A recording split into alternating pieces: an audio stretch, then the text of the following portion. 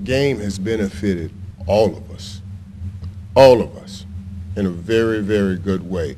I just hope we keep the focus on finding the solution so our great game can continue to prosper, can continue to teach great values that it teaches the youth, and continue to just be around.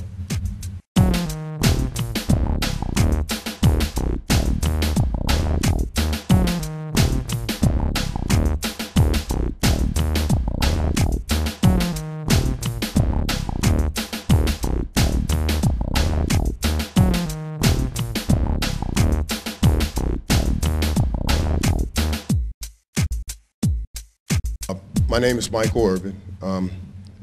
When we start, I'll take the questions, but I'll start with telling you, because I know you guys are wondering, why am I here? Why are you here? You know, I have a passion for men, and certainly a passion for our youth, you know, and to run into guys like Dane, who's doing such a wonderful job of trying to give back to the youth through all of his experiences, all of his connections, the people that he meet in this world. When you meet a guy like that, the first thing he starts talking about is what he's doing for others. You start listening to him and you'll see his heart. And he shares his heart and what he does.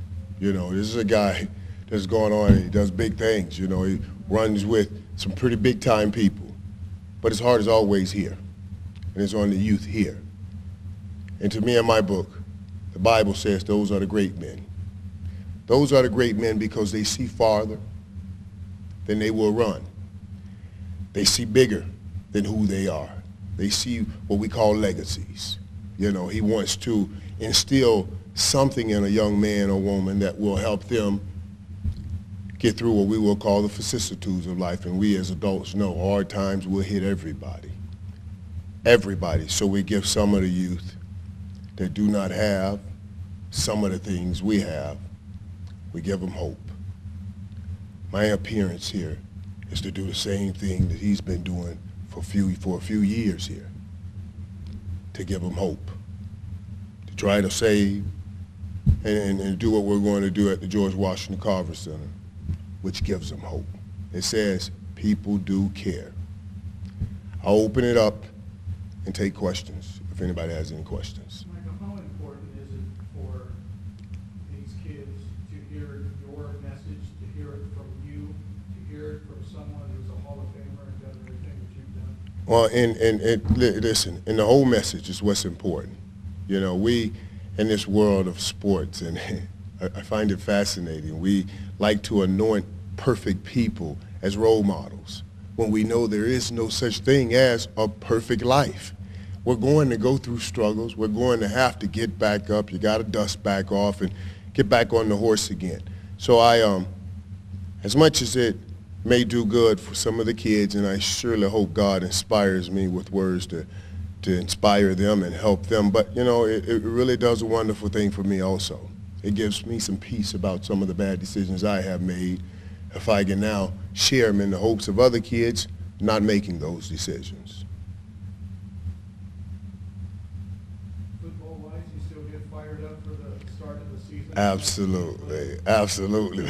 So I'm excited right now, you know, and I flew in actually from my family vacation for the C-Dane to do this, and we were, of course we did a Hall of Fame game last week. I couldn't believe we were at the Hall of Fame game. It was just a year ago. Dion and Marshall Falk was going in. I was like, man, a year's gone already, and the start of the season is here.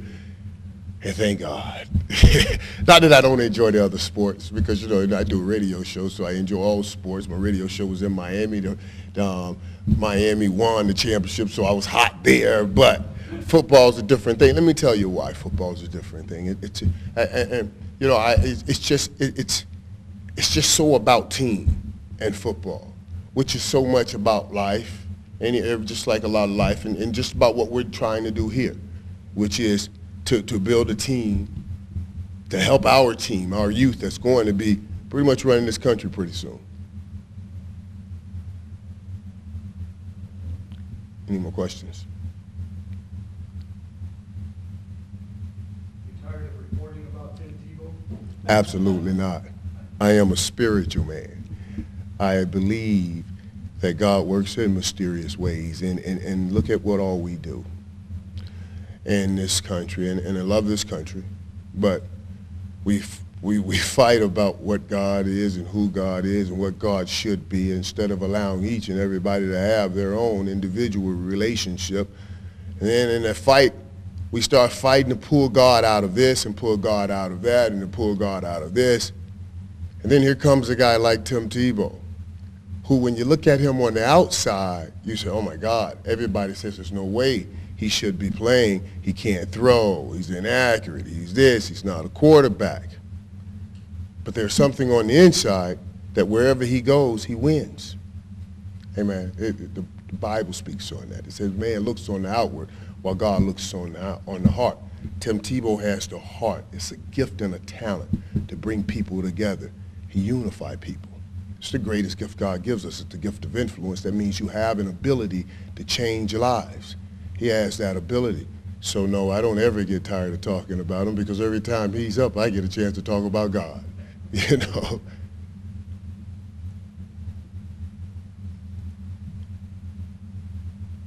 Anything else? Any projections for the NFC East this year? It's a good, man. It's going to be a great division, man. It really is, and just because of so much excitement. You know what Philly has, and the Giants are the champs. And I don't care if the Cowboys finish 2-14, Jerry Jones is going to make sure they're in the headlines. You know, he makes sure. I don't know why. And of course, Washington has RG3. So look at just the balance of the NFC East. It's going to be, and it's probably the best division.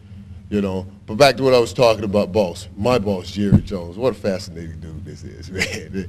Jerry is good. I don't understand why the Giants fell for it, too, you know, because they fell for this. You know, Jerry says something, and then the Giants owners talk about it. I'm like, hey, man, you're the champion. Just don't go back and forth with Jerry. You're giving Jerry the spotlight when his team didn't even make the playoffs. You were the champions. But as he always shares, he's a master. He's a master at putting his team on the forefront of everybody's mind, and the Dallas Cowboys on the front of everybody's lips. I got to ask a question. Is the league doing enough? Are they going too far? You know, what's your opinion on that? Well, boy, when you're asked in such close proximity to Junior Seau and all of those things, regardless of how much validity to, how much damage, or how much proof you have to the point of that. The reality is there's no such thing as going too far. There's no such thing as going too far. We can't ever stop trying to find out, figure out the effects of the brain if we're damaging the brain in any way. So yeah, that's important. I'll pause for a second and allow the people to do what they have to do.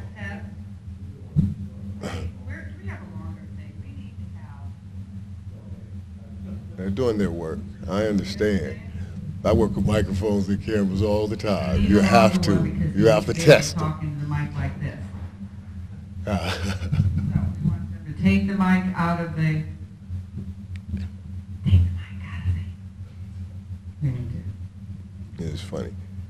I want to share with that on that a little more though. You get a number of things in the press about this. You know, I don't know how many lawsuits. And the one thing I always worry about is when we get in a fight with one another, we try to prove who's right over finding out solutions to the situation, to the issue. So I hope that we don't get so caught up in, should there be damage? Does somebody owe this person damage? You know, the game has benefited all of us,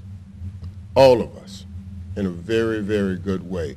I just hope we keep the focus on finding the solution so our great game can continue to prosper, can continue to teach great values that it teaches the youth, and continue to just be around.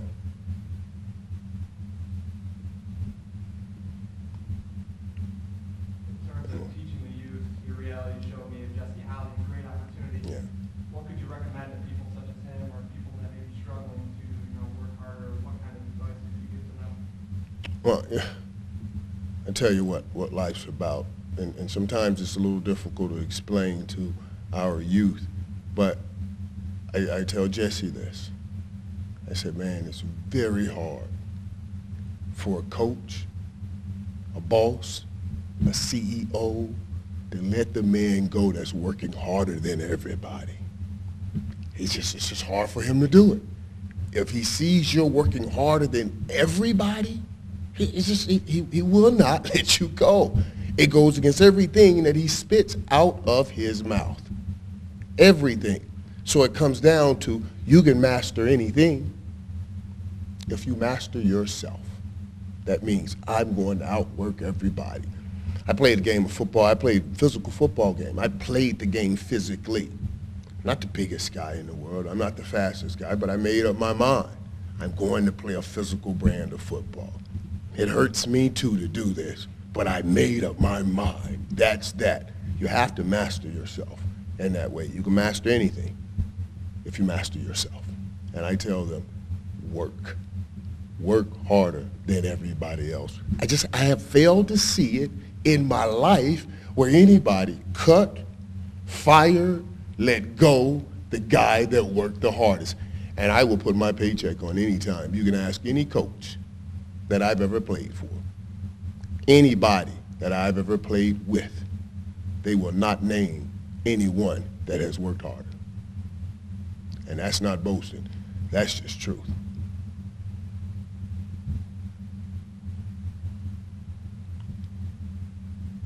Out of the rookie class, which ones do you think will be to that standard where you were at the end of your career being a Hall of Famer? Yeah, out of young talent coming in now, and the game is changing in so many ways now. You see, so when you say where I am, I've been blessed to have quite a career. You know, I won championships on every level. I see a lot of people that catch it, a lot of passes, receivers that make a lot of plays. But there's a difference between making plays and making champions. You know what I mean? You gotta be willing to, as a leader of a football team, you have to know the perfect mix of selflessness and selfishness. You have to know when to prop your guys up, push them, make them go. But there's going to come a time when you got to step up and say, I'm going to do this. I got it. You know, and it's very hard sometimes to find that. You see a lot of guys now, they play great, man, and they go through wonderful careers and they make a lot of plays, but they never win a championship, and you just can't put your finger on why. You say, why? Because sometimes you can have great players, or you can have superior players, and he knows how to make himself do wonderful things. But I'd rather take that guy that's a great player that knows how to make others play great also, because he can build a team into a family that will ultimately win a championship. That's something different. That requires you having a physical gifts, the physical gifts that we're talking about, but also the internal fortitude to remain who you are, like we talked about with the Tim Tebow. To no matter what, the guys, when they look to you, they know that's who you are, and you'll be, right? What you said, you're going to be the one that worked the hardest. That's the difference, and that's why you don't see everybody walk away with championships. Let me reiterate, I won one on every level.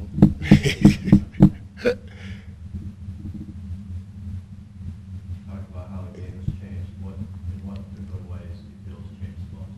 Well, it's a passing game now, and it's really a passing game now. We're giving receivers quarterback money, and we're opening the lanes up for wide receivers because we're saying you can't hit them; they got to take 2 steps. So now the whole game is redirected. We're giving up accuracy for mobility at the quarterback position. You remember how often now do you hear about the quarterback needing to be 5 and 3, 5, 7 step drop back pocket passer? We don't even talk about it anymore. We're looking for the guy with legs. You know what I mean? Hey, can he run? Can he move? Aaron Rodgers. Can he do that? Andrew Luck. Oh, he's mobile. Look at him move out of the pocket because the game is so much faster now. So now, so now they got to move the quarterback. So I got to move the quarterback. Now he may not be as accurate. So what am I going to do? I'm going to get the big receivers. That's why Larry Fitzgerald's and the Calvin Johnsons are the only two $100 million receivers, where Mike Wallace, the fastest guy in the league, can't even get a contract. The game is changing. And receivers, I might add you. I might add you. We're a different group of people. And I'll break this down right fast for you, just for a second here, just the dichotomy of what we are. We are wide receivers, right? We're the most independent, dependent person in the world. You stand out alone, all by yourself out here, but you can't do nothing without them in there. So now you're standing out here and say, hey, keep me in the game. I'm over here. Don't forget about me. And the only way you get involved is to get the ball from them. So, sometimes you just receivers are a little different. They feel like they just have to make a little noise to make sure, that you get them the ball. And there's no longer dominion over from the coach's perspective. You just made the receiver very important, and you can't cut him. You see what I mean? You can't cut him. The quarterback's different, but the receiver is, trust me, I know I'm one of them. You just gave him $100 million. There's no more dominion over him as a coach. Now you do this or do that, or I'm going to cut you. Get out of here, man. Got $100 million, man. We partners. We're buddies now. You can't cut me. My money's in the bank. It's $50 million guaranteed. Trust me, the game has changed. And the coaches have to understand that. And that's why you see the Bill Belichick's, the great ones. They know they don't manage just football. They manage people. They take risk at managing people. They take risk at the Chad Johnsons and the Albert Haynesworth because they're managing people, because you need to manage people. Back to life.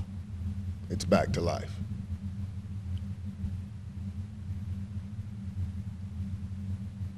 Man, I stepped in late. You may have already covered this. Anybody. What brought you here today? Do you have a connection with Mitchell or Dana? Or what? Well, Dana, I do have a connection with Dana. And I was saying, I met him on a road trip somewhere. I don't remember my travel so much, but I met him on a road trip. And as soon as you meet him, he starts talking about what he's doing here in Peoria, and his heart just pours out. So absolutely, man, when you start talking to me about it, I have such a passion for young men.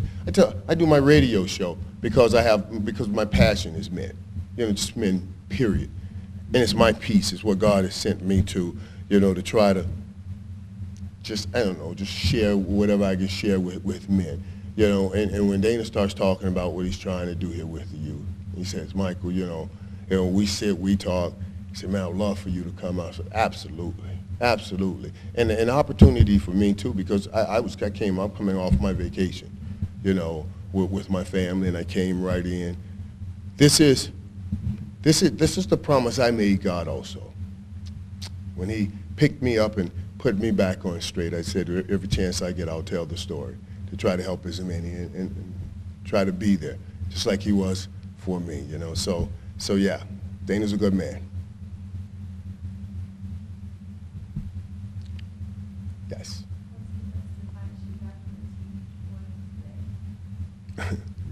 Wow. Now, that's an interesting question. I will try not to go too deep into that because, I could break this down so much. As Bishop and I always talk about the two shakings that men go through.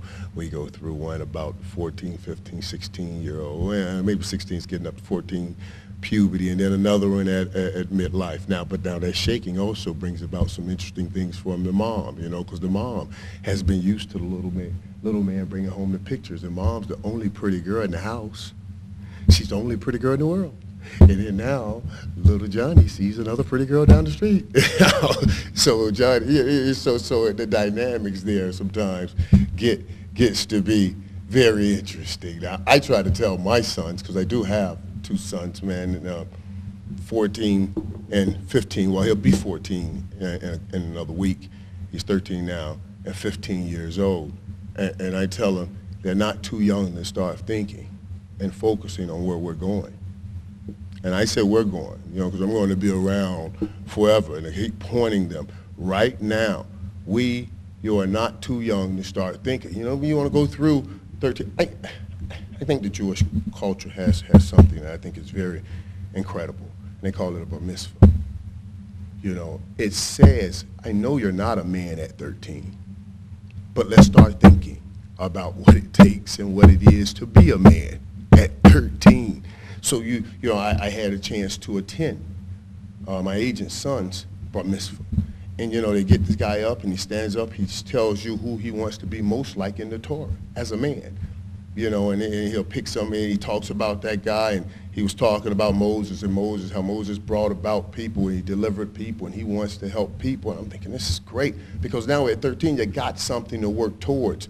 Too often, we wander aimlessly with no direction. We have to give our young men direction. My sons, we have a plan. We have a plan. I said, son, this is our plan. We're going to do this. We're going here. We have a plan, and we're working towards the plan. He needs a plan. If you don't keep his mind busy on the plan, he'll get his mind busy on playing. You know what I mean? At that age, he's not going to just focus in. What do you want to be? We're going to work towards it every day, my sons and I. We're getting up at 5:30 in the morning. You're going to work out. You're going to go to, before you go to school. What do you want to be? Whatever it is right now, son, you got 24 hours in the day. We could put 2 hours towards them. If you got the other 22, you could play. That's plenty of playing time. We could put 2 hours a day towards what you want to be. Get them thinking about what he want to be. Don't let them wander aimlessly. It's a dangerous thing. And don't try to give them rules. I read this somewhere, and I thought it was beautiful. And I think sometimes men mistakenly do this. We give too many rules and restrictions without relationships. Rules and restrictions without relationships is going to lead to rebellion from your young man. You know, now I'm going to work my kids to death, but I'm going to let them go to the park. We're going to ride all the parks, all the rides. We're going to have a good time too, and I'm going to say, this is what comes from work. It's being able to have a good time, being able to do what you want to do. So we can't just lay out rules and restrictions. We have to be there to have the relationship. That's the thing God has given me.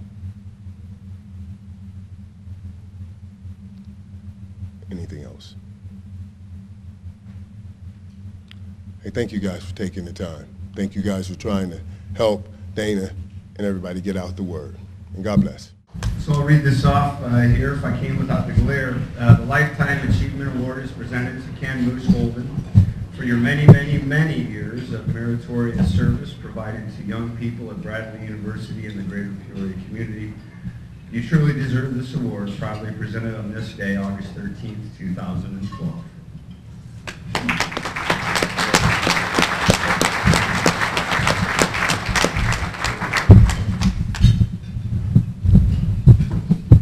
Well, thank you very, very much, and thank you very much for coming today. I assumed this luncheon would be very, very long, and I thought I'd do everyone a favor, accept my award, and just sit down, and then everybody could go home. But Dave Snell apparently is not here, and if he's not here at this time, I got a feeling he may not make it. But let me just talk just for a minute. I just finished 50 years of the most enjoyable time working at Bradley University. I entered in 1958 from Benton Harbor, Michigan, with a fellow that some of you might have heard of, Chet Walker.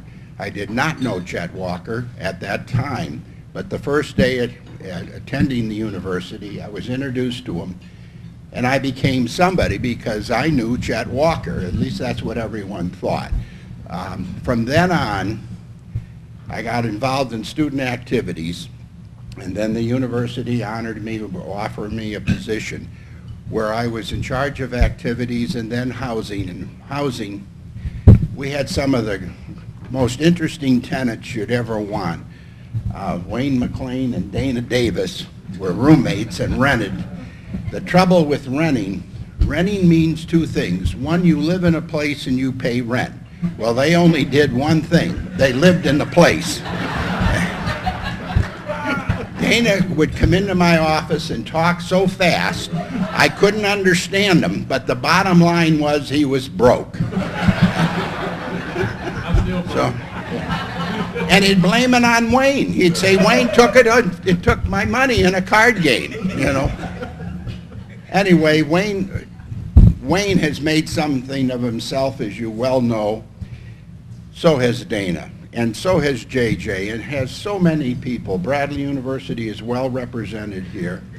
As I got involved in the community with the university's blessing, I kept finding more and more people here in this town that wanted to help others.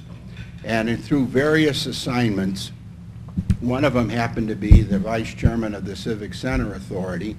And Dan Daly approached the group one day and said, there's a couple of characters, J.J. Anderson and Dana, and Dan said, Moose, you'll like them. Well, of course I did. And he said, they want to use the Civic Center free to help the youth of Peoria. Well, being the business manager of Bradley University at the time, free is not a word we use very often. But Dan persuaded us to vote it in which we allowed the group. And I happened to go to one of these camps. To open these large doors and walk in and see Tony and so many other coaches volunteering their time, and JJ, Dana, and then always somebody famous. And I'd like to have talked to Micahel Irvin. I made a lot of money off of him when he caught some of those passes. But that's another subject.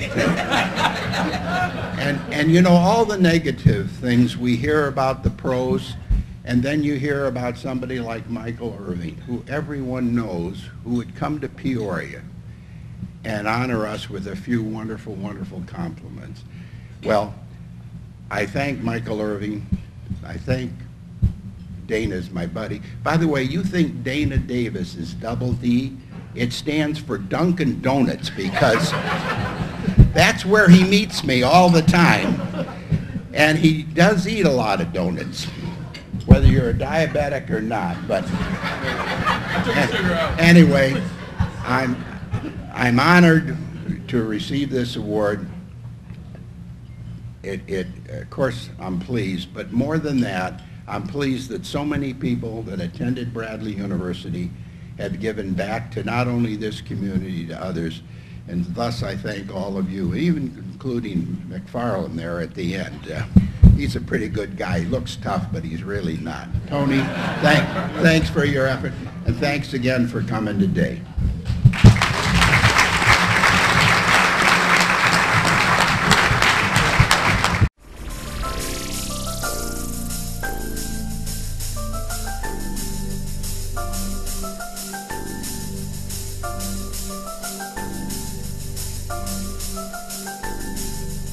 I want you all to know that I just registered to vote with a deputy registrar, and it only took 5 minutes.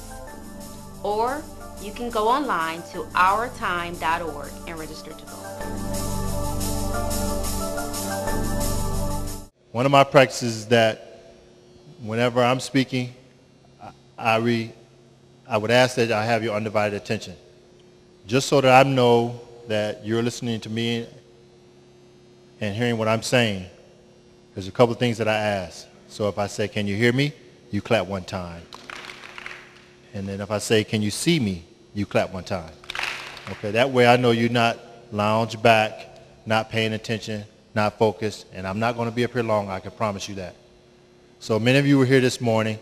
I gave you the 4 principles about how I am and what I apply in my life every day to be successful. So I'll make it brief because it seems like it's more than half of you that was here this morning and less than what it was this morning that heard what I talked about. So this morning, I'm going to recap. But before I do that, let me start off on, my name is Dale Allen. I'm the Global Sports Marketing Director for the Jordan brand. I've been with the Jordan brand for 4 years. I've been with Nike 19 years. Through those 19 years, I got hired in sales with Nike and started off in sales. I did 11 and a half years in sales, and then went over to the Nike Pro Basketball side.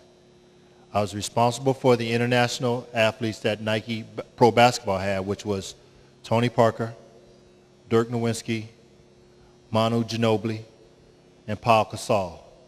So I had all those guys in there functions with Nike basketball. Hell in the Memphis Grizzlies, that's when I had the opportunity to meet J.J. Anderson and Dana Davis, because at that time they had Paul Gasol. So having Paul Gasol, we interact, and I got to know them as a good friend of mine now, and learned about their passion for changing kids' lives, such as you all that's here today. Don't take this opportunity for granted. If you look around this room, tomorrow's not promised to any of us, including myself. So take it as this is your last day. So I asked the group that was here earlier today to come in and learn something that you didn't learn yesterday. But in doing that, learn the 4 things that I asked you to do, not just starting from with basketball, with everything that you approach in life. When you wake up in the morning, you got to have those 4 things that I shared with you earlier from the morning session. So for those who weren't here at the morning session, I'm going to speak briefly about those 4 things. One is to have a teachable spirit. You have to have a teachable spirit because you cannot be taught or you can't learn anything if you think you know everything. And I can almost guarantee you, all of us in here have something we need to learn about. Just a prime example. 5 years ago, were there an iPad? No. So you had, all of us, if you don't have an iPad, you had to learn how to use an iPad. 7 years ago, was there an iPhone? No. So you had to all learn about an iPhone and an iPad. So that's why I said you had to have a teachable spirit, because those are the things you have to learn about. So while I'm talking, I want to make sure before I forget. Can you hear me? Can you see me? Okay. I missed one. I saw one that didn't clap. So can you hear me? Can you see me? Okay, now we're all on one accord. So first one is teachable spirit. The second one is listen and learn.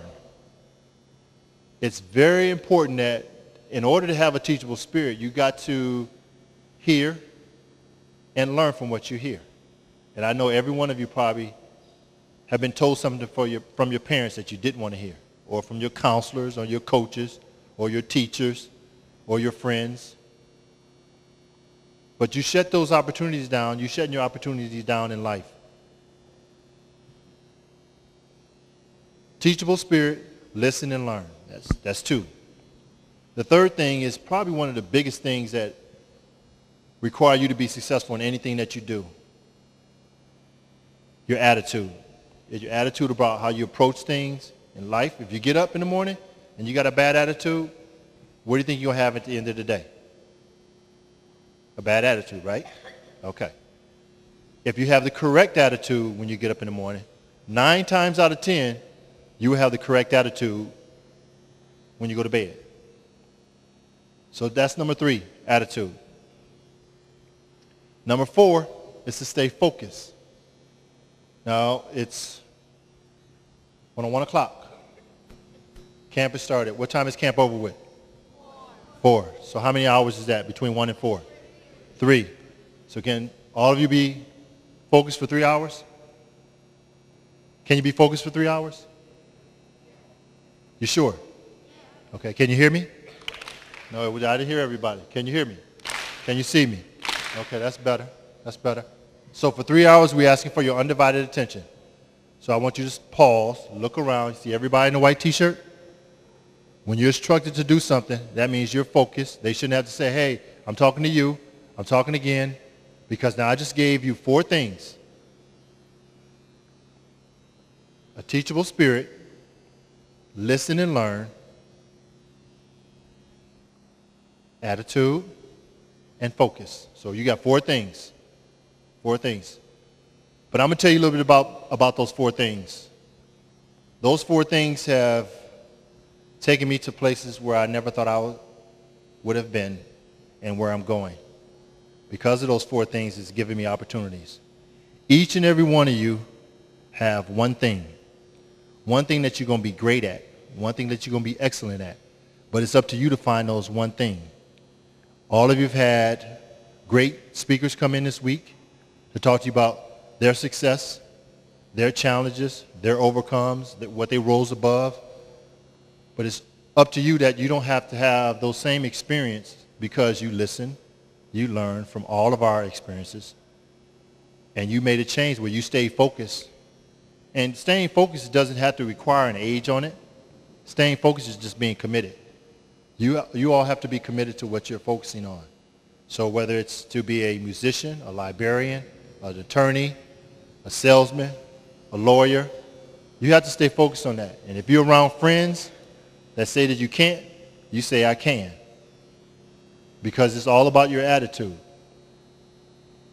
It's all about your attitude. So my job, what I do on a day-to-day basis, I'm managing 33 athletes, 33 Jordan brand athletes, including Michael. And in doing those athletes, everybody has different personalities, but the list of athletes that we have all strive for greatness. It's the same thing that Michael had when he's playing. He strived for greatness. There was no quit. There was no losing. There was no quit, no losing. Can you hear me? Can you see me? That's not working because some of you are doing it, some of you not. So either you lounge back, you're not paying attention. Pay attention. I'm not going to be here too much longer.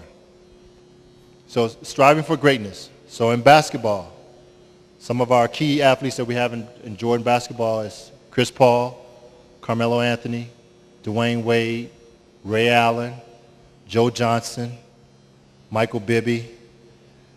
In football, Andre Johnson, Lamar Whitley, Charles Woodson, Dwight Freeney, Josh Freeman.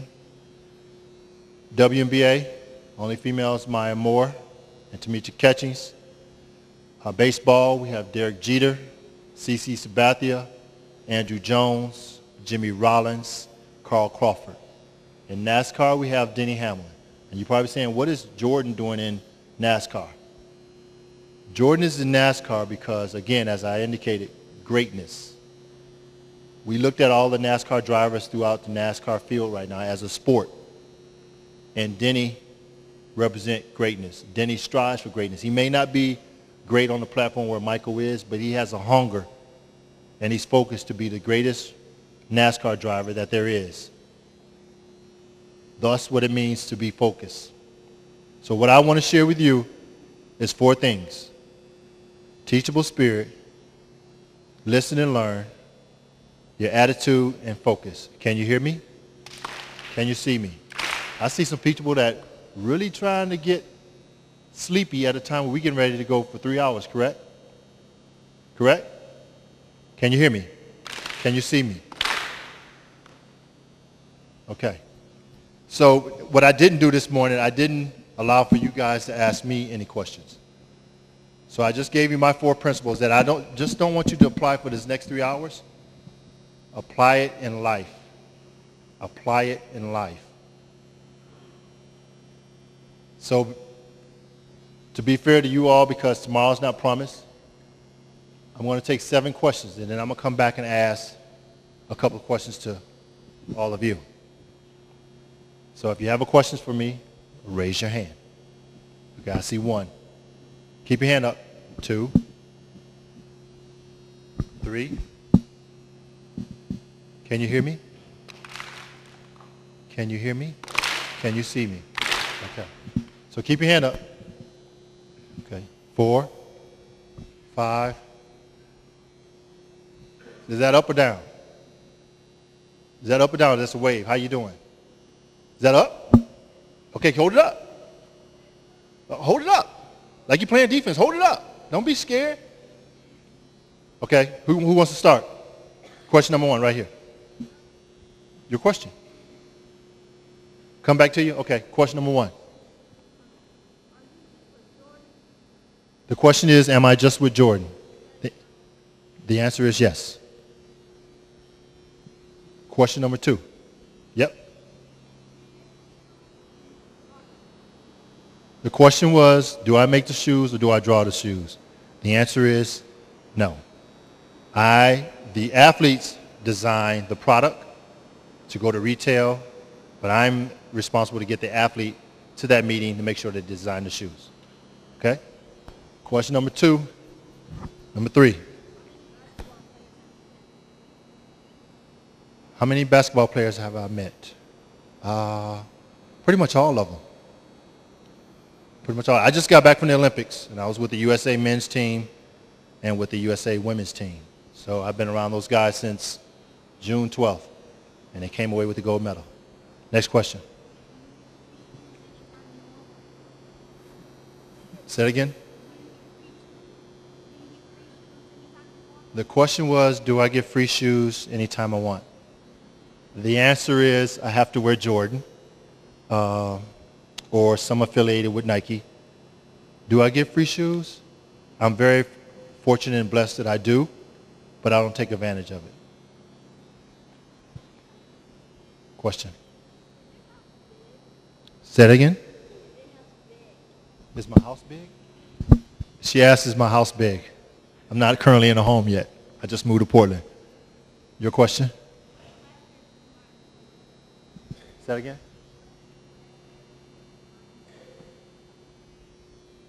What was the last pair of shoes that Maya Moore ordered? Order came in yesterday. Sunday is the Minnesota Lynx breast cancer awareness game on TV. She asked for her pink Superfly so she can have them for the game on Sunday. Superfly is the shoe that she wore in the Olympics. Where my buddy at in the back that was waving at me? You bowing out now? Huh? I could have $100 in my pocket for you. No? Okay, never mind. You turned down $100. Okay, I'm sorry, right here.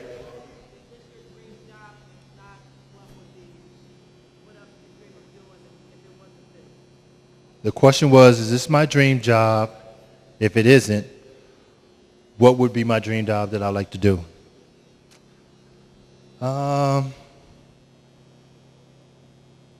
It is a dream some days because of who I work for. To be able to obtain wisdom from one of the greatest athletes that ever played the game of basketball is truly a blessing. But I think my dream job is being a father. The dream job of being a father for boys and making sure that they are given the things that I didn't have when I was coming up is always a challenge. So that's a job for me. And I don't put that above the job that I have. I'm grateful that I have it. If I had a job what other job would I want it? This is being a stay-home dad to make sure I could capture every moment that they had as young boys and being there for them. But I think I got the best of both worlds, so I'm very content and happy. I already got you, right? Right, I got you? And then you. Go ahead. The question was, did I meet Michael Jordan? In order for me to get hired in the Jordan brand, I had to have met Michael Jordan, and I meet him a lot. So, yes. Last question in the back.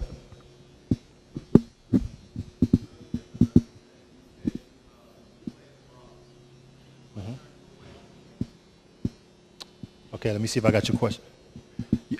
Earlier in my morning session, I said that I played abroad. Your question was, what turned me away? I had a very unique situation because after getting my diploma with the class that I came in with, I felt like I had accomplished two things. I was an NAIA All-American, and I graduated with the class that I came in on time, and it was in the study that I selected when I was a freshman. So going overseas and playing ball, as you know in the NBA, there's not a lot of people that's walking away from the game. You either get cut or you get waived, or there's no more space for you to play because you didn't work at your craft. So while I'm playing over in Venezuela, I kind of went away just to play overseas to realize that I want to get basketball out of my system. And then when I got out of my system, and what I mean out of my system is that I could now begin to focus on the things that I wanted to accomplish. Because for me, when I walked away from the game, I didn't want the game to continue to be whispering in my ear, come back. There's a 10-day opportunity. There's a 15-day opportunity. I wanted to be able to really say that I could walk away from the game and be confident in myself that I wouldn't chase it and continue to chase it. So when I walked away, I was very concerned and nervous because I walked away at an early age. But I was confident that the things that I learned on the way, on my path of being an athlete and being a student, I had enough of knowing that what I learned in school, what I've applied to the game of basketball, I can be successful in anything that I do. And it led me to where I am right now. So the fear of me saying that I miss basketball, I miss it, but I'm still around it. So I'm around it in a way that I can make change versus being able to perform at a higher level all the time and making sure that I can make ends meet. So that's how I walked away from the game. It's not an easy decision. Okay. I have something for you all. Can you hear me? Can you see me? What I just talked about for the last 8, 9 minutes was 4 principles, correct?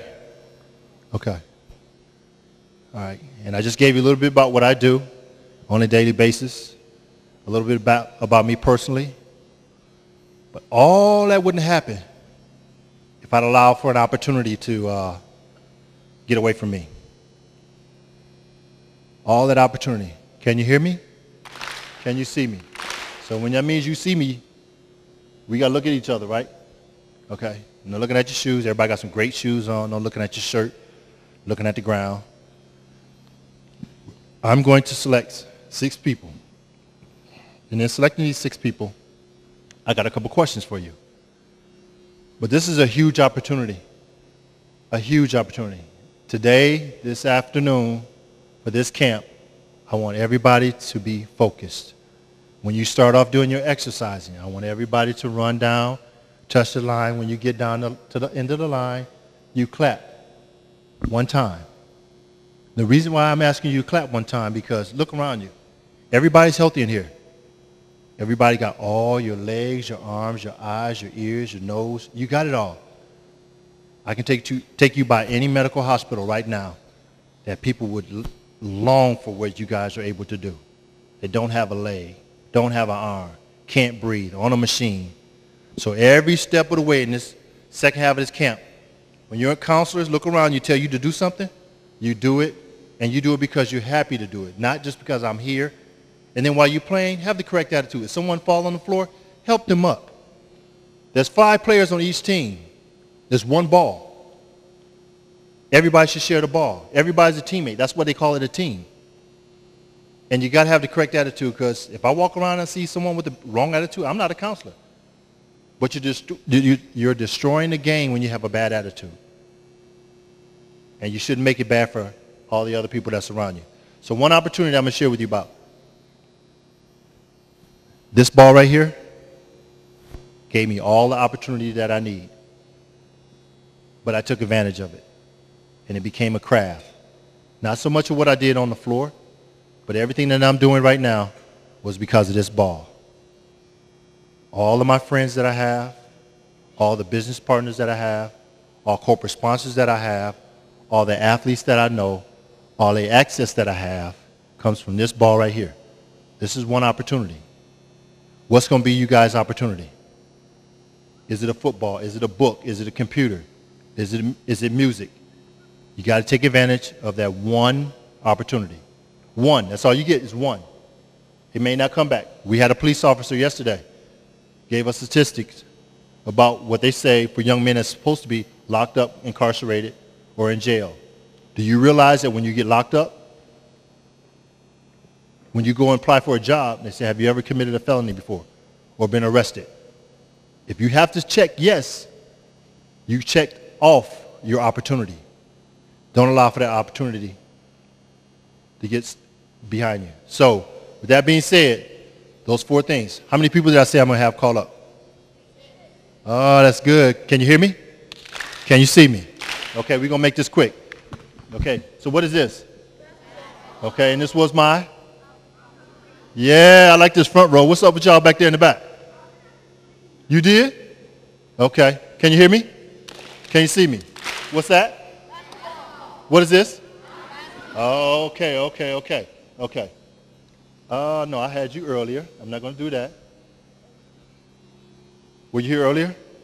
Okay, raise your hand if you weren't here this morning. Quickly. Well, you were here this morning, right? You weren't here. Okay, you.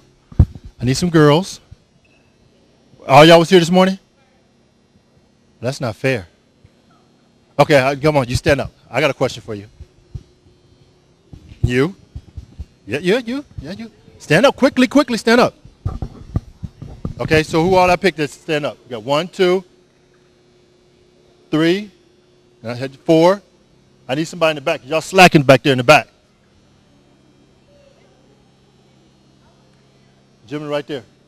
Straight ahead, right there. Yes. Right there. Right there, stand up. No, I got you this morning. Okay, so we got 1, 2, 3, 4. Didn't I just call somebody from over here? Who you got, Coach? Who you want to pick? Right here? Stand up. Stand up. Okay. All right, so we got 4. Right here? You here? Okay, and you. So y'all don't want to stand up. Can you hear me? See, y'all talking. Y'all talking and I'm talking. Can you hear me? Can you see me? Okay, we're going to make this real quick. I don't even need this mic no more. Thank you. Standing. Good luck, I'm going to sing a song. Okay, I got some goodies from the Olympics. So I'm going to ask for these 6 people that are standing up, name one of the 4 things that I said that you should carry with you every day. Wait a minute. Can you hear me? Can you see me? Why y'all talking? Name one of the 4 things that I said. Attitude. Let me know if it's not the right size. Okay. Question. Name me one Jordan athlete that I said in my presentation.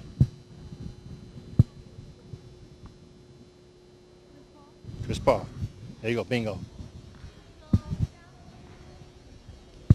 Okay. What number does Michael Jordan wear?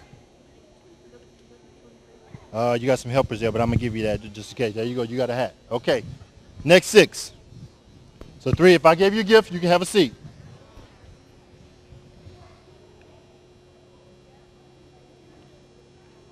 Can you hear me? Can you see me? Stay focused. Stay focused.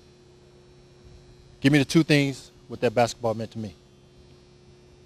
What is it? Opportunities and basketball. Thank you. That's sure. I'm making it easy on y'all right now. We got to get to work. Hey, how are you? Doing all right? Name me one female athlete that we have with the Jordan brand. Maya Moore. Correct. She did say Maya Moore. That your sister? Okay. Did I miss one? Oh, yeah, you got to stand up, little man. No, I'm just kidding.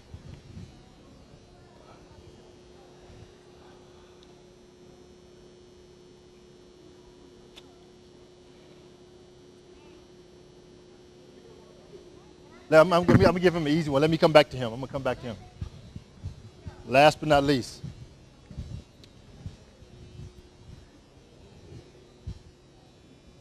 Can you hear me? Can you see me?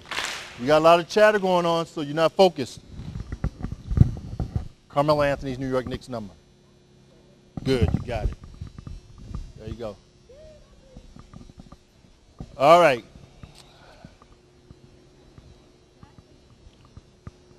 Let me see. Name me one of the things that I say you must have for every day. Not breakfast. One of the 4 things. Can you hear me? Can you see me? Okay, it's his turn. Can you hear me? Can you see me? Focus. He got it right. Give him a hand. There you go. If it's too big, you want a hat. Hat. You want a hat? USA hat. There you go. You're all set. Thank you very much. Have a good practice and a good workout.